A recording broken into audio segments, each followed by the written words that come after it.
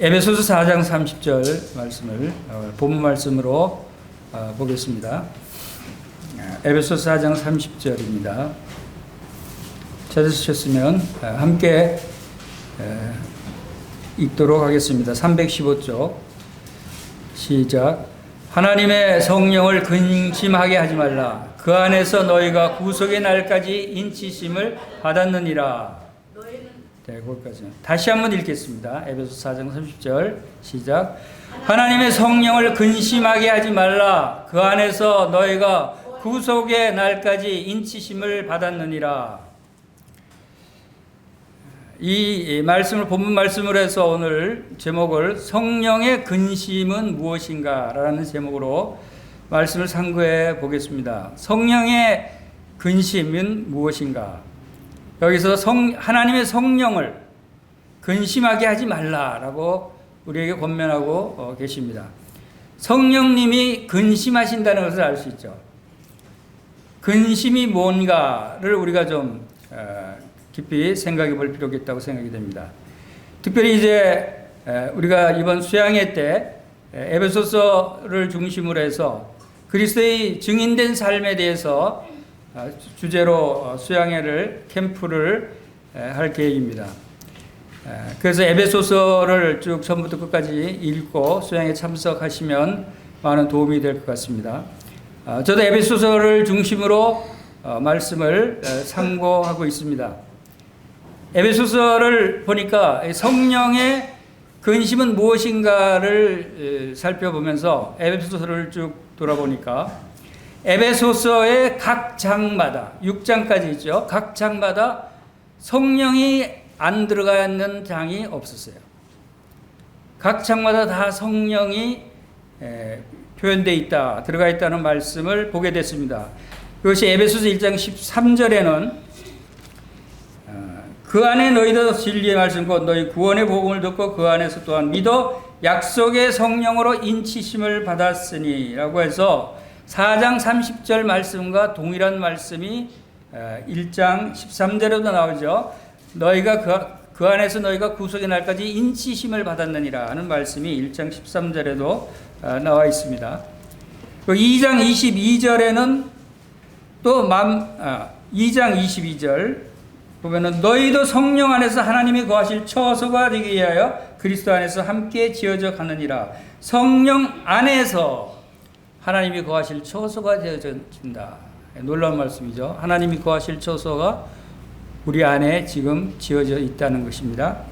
그 다음에 이제 3장 16절 말씀에 보면 그의 영광의 풍성함을 따라 그의 성령으로 말미암아 너희 속사람을 능력으로 강건하게 하옵시며 우리의 속사람, 우리의 영의 사람이 능력으로 강건하게 되기 위해서는 성령으로 말미암아야 한다. 성령으로 속사람이 능력으로 강건해져야 한다. 말씀을 주고 있고 4장은 우리 본문 말씀 읽은 대로 하나님의 성령을 근심하게 하지 말라는 말씀 주시고 5장에서는 또 5장 18절에 잘 아시는 말씀이죠.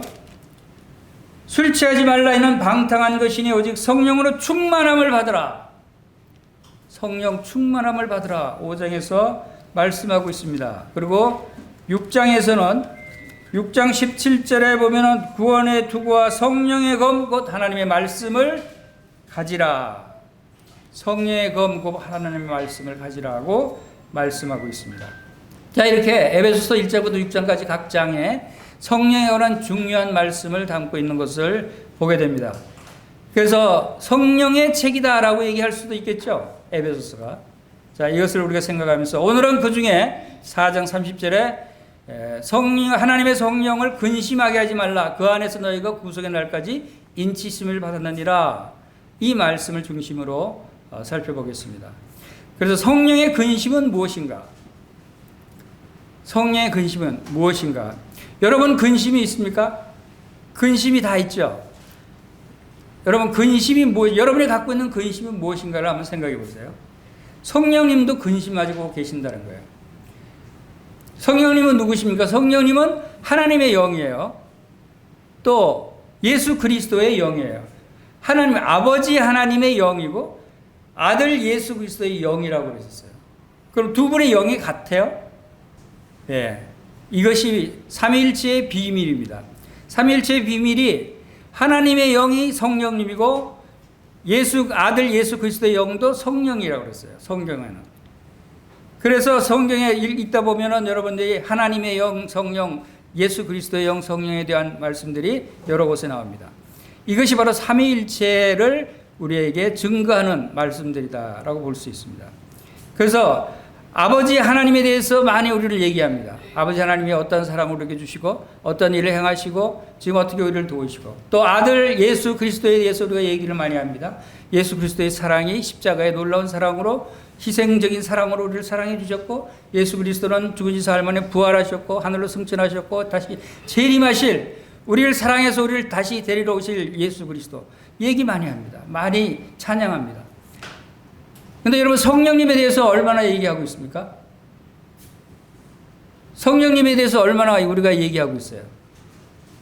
거의 얘기하지 않아요. 왜 그렇죠?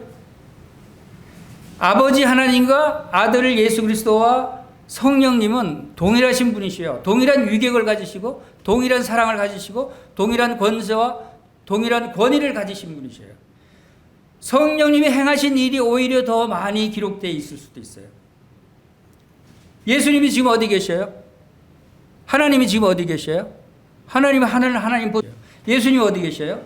예수님이 이 땅에 오셨다가 부활하셔서 승천해서 하나님 보좌 우편으로 올라가셨어요. 그리고 지금도 우리를 위해서 간구하셔요. 그리고 다시 오실 예정이에요. 성령님은 지금 어디 계셔요? 우리 안에 계셔요. 너희 안에 하나님이 거하실 처소가 되기 위해서 성령님이 들어오신 거예요. 근데 가장 가까이 있고 가장 많은 일을 가장 나에게 많은 도움을 주고 많은 사랑을 베풀고 많이 인도하시는 분이 성령님인데 성령에 대해서는 왜 얘기하지 않죠? 자, 우리 안에 계시는 성령님을 우리가 의식해야 돼요. 그분을 찬양해야 돼요. 그분을 높여드려야 되고 그분이 하시는 일을 잘 우리가 알고 증거하고 말해야 돼요. 근데 그렇게 하지를 못하고 대신에 예수 그리스도 하나님에 대해서는 많이 얘기하죠. 물론 틀린 말은 아니에요. 좋아요. 그러지만 성령님이 섭섭해 하시지 않겠어요? 성령님도 예수 그리스도와 하나님과 동일한 위격을 가지신 삼위일체 하나님이시라고 그랬죠. 그리고 우리가 왜 이것을 또 성령님에 대해서 인식하고 많이 말할 수 있어야 하냐면 그래야 실질적으로 주님의 도우심을 구하고 실제 주님과 함께 동행하는 삶을 경험할 수 있는 길이 성령님이에요. 성령님. 내 안에 계시는 성령님과 함께 동행하는 거예요. 하나님이 성령님을 보내시고 예수 그리스도께서 성령님을 보내셔서 우리와 함께 하시는 것이다 하는 것입니다. 그래서 근데 그 성령님이 이제 성령에 대해서 이제 많은 말씀들이 있지만 오늘은 딱 짧은 시간에 성령의 근심에 대해서만 집중적으로 말씀드리겠습니다. 이 성령님을 근심하게 되는 일이 있다는 것을 우리가 깨달을 때 우리는 올바로 성령님을 더 섬길 수 있고 성령님과 함께 행할 수 있다는 생각을 하게 됐습니다. 그래서 이 근심하는 게 뭐예요? 근심하다를 뭘 어떻게 표현하겠어요? 근심이 뭐냐 그러면 여러분 뭐라고 대답하겠어요?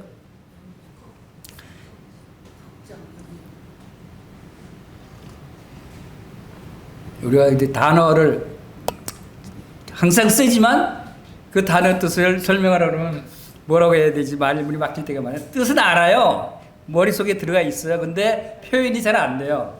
우리가 이런 것도 알아두는 게 좋죠. 이 근심이라는 단어에 한자로 표현하기보다는 원어, 헬라어 원어는 루페오라고 하는 단어인데 고통을 주다, 그다음에 슬프게 만들다, 괴롭게 하다라고 하는 뜻을 가지고 있는 언어예요. 성령님이 고통을 당하고 있어요. 성령님이 슬픔을 당하고 있고 성령님이 괴로움을 당하고 있다는 거예요. 왜 성령님이 슬프고 괴롭고 고통을 당하고 있을까요? 성령님이 하나님의 영인데 그럴 뿐이 아니잖아요. 전능자의 영이신데 여러분 성령님이 근심한다는 사실을 깨닫고 나서 저 참 감사가 됐어요. 참 위로가 됐어요. 야, 하나님의 영이 나 때문에 근심을 하시는구나. 이 근심의 뜻을 알고 나니까 정말 감사가 되고 위로가 됐어요. 그리고 이 근심하게 하지 말라는 이 뜻이 그 다음에 이어지는 말씀이 그 안에서 너희가 구속의 날까지 인치심을 받았느니라는 말이 이어져요. 이게 왜 연결이 되죠? 그냥 근심하지 말라고 그러면 될 텐데. 그것은 아주 중요한 의미를 갖고 있어요. 그 안에서 그가 누구예요? 성령님이죠. 성령을 근심하게 하지 말라. 왜냐하면 성령 안에서 너희가 구속의 날은 뭐예요? 우리 주님이 재림 시에 우리 영혼은 구원받았지만 아직 몸은 구원받지 못했어요. 몸이 다시 죽은 자가 부활돼서 일어나고 산 자는 휴거되는 온전히 영의 몸으로 변화되는 영과 혼과 몸이 온전히 구원받는 때가 주님이 재림하실 때죠. 그때까지 인치심을 받았다는 거예요. 그때까지 성령을 근심하게 하지 말아라. 주님이 재림할 때까지 너희가 인침을 받았다. 절대 변하지 않고 하나님이 절대 너희를 버리지 않아. 끝까지 너희를 지키실 거야 하는 말이죠. 근데 왜 근심하게 하지 말라는 말을 이어서 이 내용을 주셨어요. 그래서 굉장히 중요합니다. 바로 성령께서 근심하게 해서는 안 된다는 것을 강조하는 것이고, 성령님이 근심하게 하는 이유가 왜 근심하게 되죠? 우리가 뭐 잘해서 성령님이 근심하나요? 우리가 영적으로 충만한 상태에 있을 때 성령님이 근심해요? 아니죠. 반대죠. 우리가 죄를 짓거나 우리가 잘못하거나 허물이 있거나 부끄러운 일을 당하거나 할 때 성령님께서 근심해요. 죄를 지은 우리를 보고 성령님이 근심한다는 것이죠. 그런데 죄를 지은 사람을 보고 하나님께서 그냥 화를 내시고 심판하시면 되는데 왜 근심해요? 하나님은 공의로우신 분이에요? 하나님은 거룩하신 분 아니에요? 거룩하시고 공의로우신 분이면 죄를 지은 성도들 책망하고 심판하고 분노하고 그러시는 게 당연하잖아요. 왜 그렇게 안 하고 근심한다고 그럴까요? 이것이 주님의 우리를 향하신 사랑이고, 이것이 구속의 날까지 인치심을 받아서 절대 버리지 않고 절대로 끊어지지 않는 완벽한 우리와 하나님과의 관계를 인식하라는 거예요. 그렇게 너희들을 지키시고 보호하시고 끝까지 인도하실 성령님이신데 성령님을 근심하게 하지 말라. 우리들에게 확신을 주기 위한 이런 말씀이다 하는 것입니다. 그래서 고린도전서 15장 44절에 육의 몸으로 신고 신령한 몸으로 다시 살아나느니 육의 몸이 있은즉 영의 몸도 있느니라. 이 시간은 성령의 근심이 뭔지, 왜 근심하시는지, 근심하지 않게 하려면 어떻게 해야 되는지에 대해서 시간이 허락되시는 한에서 살펴보겠습니다. 그래서 제목이 뭐라 그랬죠? 성령의 근심은 무엇인가? 근심을 무엇인가? 근심하다는 뜻을 우리가 좀 더 잘 생각할 수 있어야 됩니다. 이 본문 말씀은 참으로 감동적인 그런 말씀이다라고 생각합니다. 왜 성령을 화나게 하지 말아라라고 안 썼을까요? 화나게 하지 말아라라는 말을 안 하고 성령을 근심하게 하지 말아라. 굉장히 샘세하고 부드러운 말을 우리에게 주는 거예요. 이것은 성령님께서 우리의 허물, 우리의 죄로 인해서 얼마나 슬픔과 근심과 괴로움을 가지시는가를 우리에게 나타내 주신다. 겁니다. 다시 말해서 근심은 어떤 사람들이 근심할까요? 만약에 이제 제가 죄를 지었어요. 죄를 지었으면 제 친구들이나 주위 사람들은 그 죄를 지은 거 보고 막 분노하겠죠. 화를 내겠죠. 아주 저주까지 할 수도 있어요. 근데 우리 아버지는 아들의 죄를 보고 어떤 생각을 하겠어요? 근심하셔요. 근심해요. 자, 근심하는 사람은 아무 관계없는 사람하고는 근심하지 않아요. 여러분, 뉴스에 뭐 부정부패, 살인자, 막 각종 죄인들 뉴스에 많이 뜨죠. 그런 죄를 지고 잘못한 사람들, 정치인들이나 죄인들을 보면 여러분, 에이, 저런 사람 벌 받아야 마땅해요. 여러분 화가 나죠? 분노하죠? 근데 그 사람들 위해서 여러분 근심합니까? 근심하지 않아요. 분노만 하는 거예요. 위험만 하는 거예요. 그런데 근심은 누가 해요? 사랑하는 사람이 근심한다. 우리의 어머니나 아버지나 가족들은 우리의 허물이 있고 죄를 지으면 죄에 대해서는 화가 나죠. 그렇지만 그 화는 죄에 대한 화지 그 자식에 대한 화는 아니에요. 분노는 일어나지만 그러나 그 동정심을 가진 사랑하는 마음에 사랑의 분노를 일으킨다. 사랑의 분노가 있는가 하면 심판의 분노가 있다는 거예요. 이것을 우리가 구별할 줄 알아야 되고, 이것 때문에 성령님이 분노하신다가 아니고 성령님은 근심하신다. 여러분을 향해서 여러분이 죄를 지면 성령님은 여러분에게 분노하시지 않아요. 분노하시긴 하지만 분노만 하시진 않아요. 동정하고 긍휼히 여기고 사랑하는 마음도 함께 가지신다는 거죠.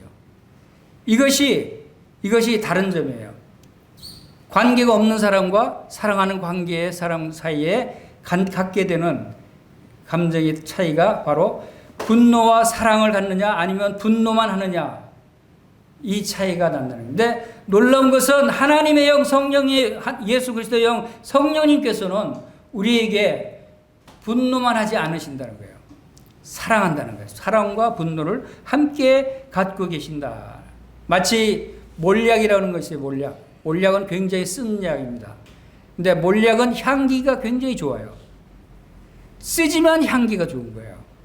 그와 같이 근심한다는 단어는 바로 이런 사랑하는 사람이 갖게 되는 놀라운 동정과 사랑이다라고 하는 것입니다. 그래서 여러분, 성령을 근심하게 하지 말라라고 하는 의미에는 성령께서 여러분이 죄를 사랑의 분노를 갖고 계신다. 심판의 분노가 아니다라고 하는 것입니다. 그것은 무엇과 연결되냐면 바로 그 안에서 구속의 날까지 너희를 인치셨느니라 그러시죠. 구속의 날까지 인쳤다는 것은 구속의 날까지 도장을 꽝 찍어서 절대 버리지 않는다는 확실한 확증이에요. 확실하게 그렇게 성도가 죄를 지으면 성령님께서 심판의 분노를 하지 않는 이유는 이미 성령으로 인쳤기 때문에 버릴 수가 없는 거예요. 버릴 수가 없기 때문에 화는 나지만 근심하는 거예요. 다른 사람 같으면, 성령의 인침을 받지 않은 사람 같으면 죄를 지으면 심판을 받아요. 화를 내고 심판해요. 이것이 성령의 인침을 받은 자와 그렇지 않은 자의 차이점이다. 얼마나 감사해요. 얼마나 감동적인 말씀이에요. 그런데 이 사실을 모르는 사람들이 어떤 현상이 일어나냐면, 교회 다닌다고 그러고 믿는다고 하지만 이 사실을 깨닫지 못하는 사람은 구원받은 다음에 죄를 짓는 사람들이 많아요. 구원받은 사람에 흔들리는 사람이 많아요. 왜 흔들려요? 야, 이거 구원받았다는 내가 이런 죄를 지어서 돼? 아, 나 구원받지 않았나 봐. 도로 구원이 취소되는 거 아니야? 이렇게 근심하고 염려합니다. 그런 사람들은 무엇을 모르는 거예요? 너희가 그 안에서 구속의 날까지 인치심을 받았다는 말씀을 믿지 못하는 거예요. 죄를 심판하시는 하나님만 생각하고 하나님을 두려워하고 하나님을 무서워하고 그래서 피하는 거예요. 도망가는 거예요. 이제 내가 구원이 취소될지도 몰라. 나 구원받지 않았는지도 몰라 하면서 흔들리는 거예요. 이런 사람이 많아요. 우리 주위에도 많이 있잖아요. 그래서 이런 일로 인해서 근심하시더라도 바로 여러분을 구속의 날까지 인치신 하나님의 성령님이 우리 안에 계신다는 사실을 꼭 기억하시고, 오늘 그 가운데 이 성령에 대해서 세 가지를 살펴보겠습니다. 첫째, 성령의 사랑에 대해서, 둘째, 성령의 인치심에 대해서, 셋째, 성령을 근심하게 하는 것들에 대해서 좀 더 살펴보겠습니다. 첫째, 성령의 사랑에 대해서 다시 한번 살펴보겠습니다. 성령께서는 우리를 사랑하시는 성령님이셔요. 근데 언제부터 사랑하셨어요? 시작도 끝도 없이 처음부터 우리를 사랑하셨다는 것을 우리가 알 수 있죠. 우리는 또 성령께서 우리를 구원해 주셨어요. 우리를 사랑하시고 우리를 구원해 주신 분이 성령님이셔요. 로마서 15장 30절에 너 형제들아 내가 우리 주 예수 그리스도와 성령의 사랑으로 말미암아 너희를 권하노니라고 했어요. 성령의 사랑으로 권한다. 또 요한복음 3장 5절에는 사람이 물과 성령으로 나지 아니하면 하나님 나라에 들어갈 수 없느니라. 성령으로 우리가 거듭났다는 사실을 알 수 있죠. 우리를 거듭나게 해주신 분이 성령님이에요. 성령님이 우리 안에 들어오셨기 때문에 우리가 새 생명을 얻은 거예요. 새 사람이 될 수 있었던 거예요. 이 성령님이 얼마나 중요하신 분이에요. 그리고 이 성령님에 대해서는 아버지의 사랑, 예수 그리스도의 사랑과 똑같이 바로 성령의 사랑도 우리에게 놀라운 사랑을 보여주고 있다. 그것은 영원한 사랑이고 무한한 사랑이고 영속적인 사랑이고 최상의 희생적인 사랑을 성령께서 우리에게 베풀어 주셨고 이 사랑은 끊을 수 없는 사랑이다. 그래서 로마서 8장 35절에 누가 우리를 그리스도의 사랑에서 끊으려 환난이나 고난이나 박해나 기근이나 지옥신이나 위험이나 칼이랴. 절대 끊을 수 없다는 거예요. 이 성령의 끈으로 이어진 사랑은 성령의 줄로 묶어진 사랑이죠. 성령이 우리를 얼마나 그 사랑을 나타내 보여주셨어요. 성령님이 우리가 얼마나 싸웠어요? 우리가 얼마나 성령을 대적했는지 여러분 생각나십니까? 우리의 죄악의 길로 빠졌을 때 성령은 우리를 막으려고 애를 썼어요. 우리가 거짓말할 때 우리의 양심을 일깨워주고 우리가 악한 일을 할 때 성령님께서 얼마나 우리를 막으려고 우리를 쫓아다니셨겠어요. 우리가 구원받기 전에 얼마나 성령님께서 우리에게 구애를 하셨어요. 나를 사랑해달라고 얼마나 우리를 부르셨어요. 성령의 부르심을 우리가 다 거부했어요. 대적했어요. 우리 성령님을 그렇게 성령님과 대적하고 싸웠다라고 하는 사실을 우리가 돌아볼 수 있죠. 그러나 성령님은 우리에게 강권하고 너 구원받아야 된다. 예수 그리스도를 믿어라. 회개해라. 죄를 회개하고 예수 그리스도를 믿지 않으면 영원한 지옥 형벌을 받을 수밖에 없다. 라고 성령의 음성이 그렇게 많이 들려졌는데도 불구하고 우리는 그것을 거부하고 피하고 도망 다녔어요. 어떤 자매님은 믿기 전에 복음 전하러 오는 전도자들이 방에 들어오면 그거 듣기 싫어서 옷장 문을 열고 옷장 속에 들어가 숨어 있었대요. 그렇게 도망 다니고 그러던 사람들이에요. 우리도. 성령님은 우리를 쫓아다니고 구원받으라고 얼마나 애썼어요. 여러분 성령님의 어느 형제님은 43년이나 성령님께서 쫓아다니면서 구원받으라고 믿으라고 했는데 얼마나 도망 다녔어요. 그러나 성령님은 끝까지 우리를 사랑하셔서 끝까지 믿도록 우리의 마음을 인도하시고 결국은 예수 그리스도를 영접할 수 있도록 믿을 수 있도록 성령님께서 역사하신 거죠. 그래서 거듭나게 된 것입니다. 우리가 성령님을 비록 무시하고 멸시하고 대적했지만 그러나 성령님은 우리를 끝까지 사랑하셨다 라고 하는 사실을 우리가 기억할 때 성령님이 우리에게 얼마나 우리를 사랑하신가를 알 수 있습니다. 또 우리는 얼마나 성령님을 통해서 우리가 위로를 받습니까? 거듭난 다음에도 성령의 위로가 우리에게 생활 가운데 우리가 병들었을 때 우리를 치료해 주시고 우리의 안정을 주시고 우리가 수고할 때 우리의 위로를 해 주셔서 마음의 평안을 갖게 하시고 우리의 괴로움을 당할 때 우리의 얼마나 성령의 위로를 받으며 살아갈 수 있었는지를 모릅니다. 이러한 것들이 다 실패했을 때도 힘이 없었을 때도 우리가 절망하고 낙담하고 실패했을 때도 역시 성령님께서는 말씀을 통해서 우리를 위로하시고 우리에게 능력을 베풀어 주시고 우리 안에 행하시는 놀라운 하나님의 능력을 나타내 보여주셨어요. 그것이 우리 안에 계시는 성령님이에요. 이 성령님이 이 놀라운 하나님의 능력을 나타내 보여주시기 위해서 어떻게 하셨다고요? 고린도후서 4장 6절에서는 빛이 있으라 하시며 빛이 있게 하셨던 그 하나님이 예수 그리스도 얼굴에 있는 하나님의 영광을 하는 빛을 우리 마음에 비추셨느니라. 하나님의 영광을 하는 빛을 성령의 빛을 우리 마음에 비추서 성령의 빛이 성령이 우리 안에 들어오신 거예요. 그래서 이 보배를 이 성령을 우리가 질그릇에 가졌으니 능력이 힘이 큰 것은 우리에게 있지 아니하고 하나님께 있음을 알게 하려 하심이라 그랬어요. 이것이 성령의 능력이에요. 성령이 우리를 위로해요. 우리 안에 들어오신 성령의 이 놀라운 하나님의 능력을 나타내 보이실 때 우리는 비록 외적으로 연약하지만 우리가 약하지만 가진 것이 없지만 그러나 어려움을 당할 때 많은 위로를 받게 되는 것이 아닙니까? 우리가 답답한 일을 당하여도 낙심하지 않게 되죠. 우리가 우겨쌈을 당하도 쌓이지 않게 되죠. 박해를 받아도 버림받지 않고 또 거꾸로 뜸을 당하도 망하지 않을 수 있는 것은 우리 안에 계시는 이 성령님, 이것은 하나님의 능력, 하나님의 영이 놀랍게 우리 안에서 역사하시고 우리를 위로하시고 우리에게 힘주시기 때문에 우리는 그러한 어려움과 핍박과 낙심과 낙담 가운데서도 일어설 수 있고 위로를 받을 수 있고 우리가 평안을 되찾을 수 있고 기쁨을 되찾을 수 있었다 하는 것을 우리가 보게 됩니다. 그래서 고린도후서 4장 16절 말씀에서 그러므로 우리가 낙심하지 아니하니 우리의 겉사람은 낡아지나, 겉사람은 뭐예요? 육이에요. 육신은 낡아지지만 우리의 속사람은 날로 새로워지도다 라고 말했어요. 속사람이 뭐예요? 우리 안에 계시는 성령님이셔요. 우리 안에 영이 계셔요. 우리의 영은 날로 새로워지는 것을 우리가 경험하게 되는 것입니다.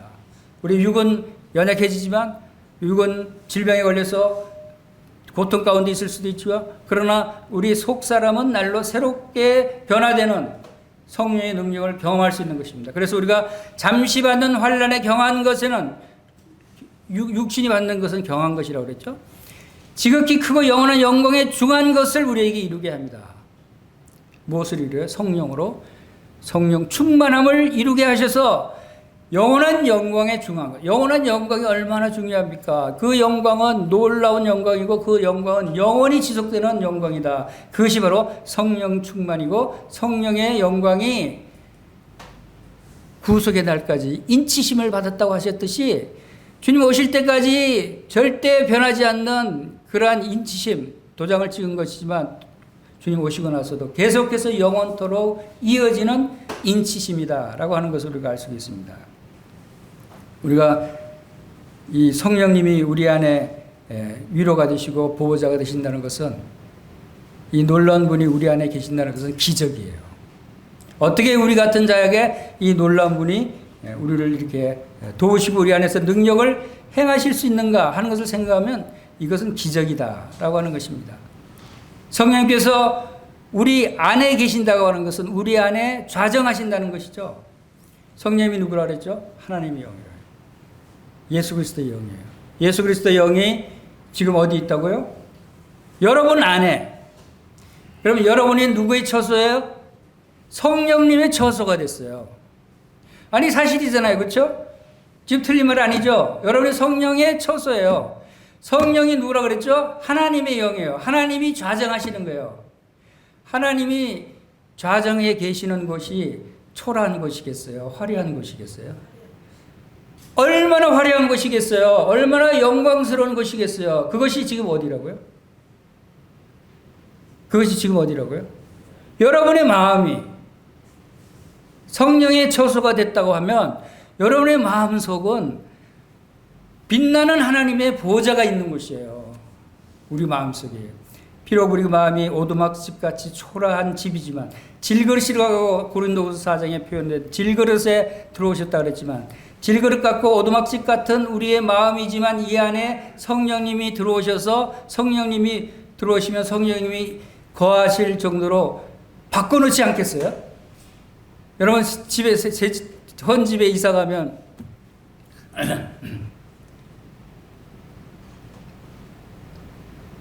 저도 지난번에 이사 갔을 때 헌집 26년이 된 헌집을 사갖고 이사를 갔는데 아우 그 지저분해서 그냥 못 살겠어요. 새로 싹 뜯어 고쳤죠. 싹 뜯어 고쳐서 그냥 하얀 게 제일 깨끗하죠. 그 뭐 인테리어 무슨 색깔하고 고를 필요도 없어요. 그냥 깨끗한 색으로 다 발라. 벽지도 깨끗한 거, 바닥도 하얀 거, 가구도 그냥 하얀 걸로 그냥 칠해버렸어요. 우리 집에 오시면 다 하얗게 그냥 변해 있어요. 왜? 깨끗하게 살고 싶으니까. 하나님이 우리 마음에 들어오시면 이 지저분하고 초라한 초가집 같은 이 집에 그냥 사시겠어요, 하나님이? 바꿔버리겠죠, 우리 속사람을. 거룩하신 분이 우리 안에 거하시는데 우리 마음을 그냥 지저분한 채로 있고 그냥 구석에 계시겠어요? 저는 그렇지 않다고 생각해요. 제 안에 들어오셔서 좌정하실 때는 내 마음을 하나님이 거하시기에 합당한 아름답고 거룩하고 경건하고 영광스러운 처소로 바꿔놓으셨을 거라고 생각해요. 그렇게 믿습니다. 여러분의 마음도 그렇게 바꿨으리라고 저는 믿어요. 여러분의 마음이 궁정이 된 거예요. 말하자면 하나님이 거하신 궁전 옛날 왕들이 더하는 어마어마하게 화려하고 아름다운 궁전처럼 바뀌었다고 생각해 보세요. 그래서 이제는 성경이 들어가서 새롭게 변화됐다 그랬죠. 새로운 피조물로 바꿔놓으신 거예요. 성령님이 거하시는 여러분의 마음은 이제는 거짓이 없어요. 죄가 없어요. 깨끗해졌어요. 다 예수 그리스도 십자가의 보혈로 다 용서해 주시고 성결한 깨끗한 장소로 변화된 거예요. 그래서 새로운 피조물로, 새로운 궁전으로, 새로운 하나님의 보좌의 자리로 바뀌어졌다라고 하는 것을 여러분 믿으시기 바랍니다.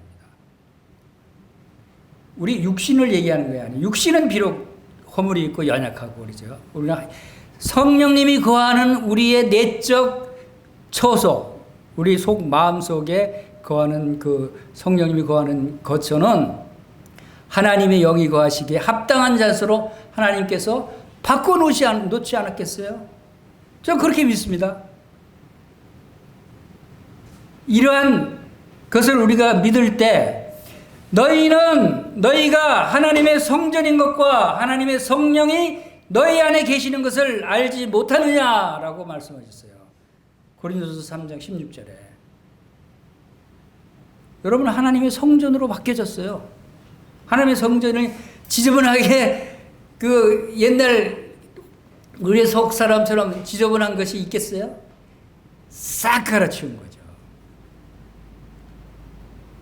그런데 이러한 상태에 들어져 있는데 여전히 우리 육은 여전히 마귀가 우리를 들락거리고 우리 악한 생각들이 자꾸 침투해 들어오고 하는 것들 때문에 성령님이 그것을 근심한다는 거예요. 육의 생각이, 육의 사랑이, 육의 모습들이 자꾸 나타남으로써 그것으로 인해서 성령님께서 근심한다.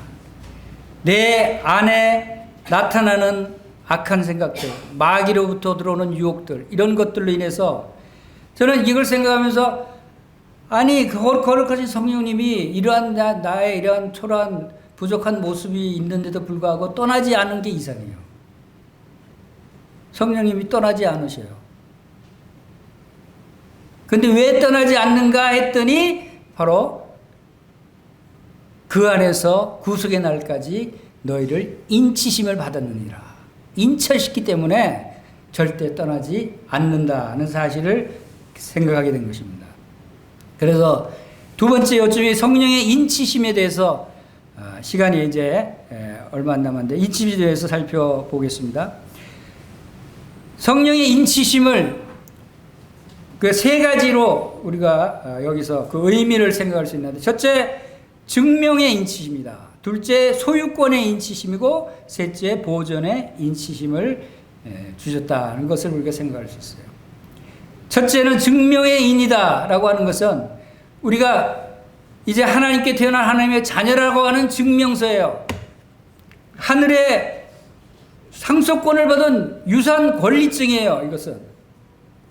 그리고 그 증서가 모조품인지 정품인지를 구별해 주는 정품의 인치심이에요. 성령으로 인치심을 받았다는 것은 계약서에 도장을 딱 찍으면 그건 이제 변개할 수가 없죠. 도장 찍으면 누가 뭐래도 바꿀 수가 없는 거예요. 그와 같이 그 비유를 한 거예요. 인쳤다. 성령으로 인쳤다. 그래서 모든 성도들은 각자가 자기 자신을 자기가 더 잘 알아요. 다른 사람이 봐서 뭐 너 구원받았니? 구원 안 받은 것 같아. 이거보다도 자기 자신이 더 잘 알아요. 성령의 인치심을 자기가 확실하게 믿을 수가 있는 거예요. 내 안에 예수님이 계시면 내 안에 성령님이 들어오셨다고 하는 것은 성령의 인치심을 주신 것은 우리 스스로가 이러한 확신 가운데 있게 하기 위해서 하나님께서 행하신 것이다. 그래서 인치심을 받지 못한 믿음은 진정한 믿음이 아니다라고 하는 것을 우리가 알 수 있습니다. 그 다음에 이러한 것을 잘 보이지 못하는 사람은 그 안경을 쓰세요. 안경을. 제가 안경을 안 쓰면 좀 멀리가 흐리게 보여요. 흐리게 보이고 확실치 않은 것은 안경을 쓰면 잘 보여요. 믿음의 안경, 믿음의 안경, 성령의 안경을 여러분도 쓰시면 분명하게 잘 보일 수 있다는 것입니다. 그리고 두 번째는 소유권의 인이라고 그랬어요. 소유권. 우리가 바로 하나님의 소유된 자라라고 하는 것을 우리가 성령의 인치심을 통해서 알 수 있습니다. 두 번째는 소유권으로 하나님이 꽝 하고 인쳤다는 것이고, 세 번째는 보존의 인치심이다 하는 것. 하나님의 소유로 삼고 인을 쳤다는 것은 이것을 하나님의 권리고 하나님의 소유이기 때문에 누구도 빼앗을 수 없는 권리고, 이것은 소유권의 기간은 영원한 기간이다. 영원토록 빼앗기지 않을 권리를 의미하는 것이다 하는 것이에요. 그래서 로마서 8장 38절 보면 내가 확신하노니 사망이나 생명이나 천사들이나 권세자들이나 현재일이나 장래일이나 능력이나 높음이나 기쁨이나 다른 어떤 피조물이라도 우리를 우리 주 예수 그리스도 안에 있는 하나님의 사랑에서 끊을 수 없느니라. 이것이 인치심의 표현이에요. 얼마나 놀라운 것입니까?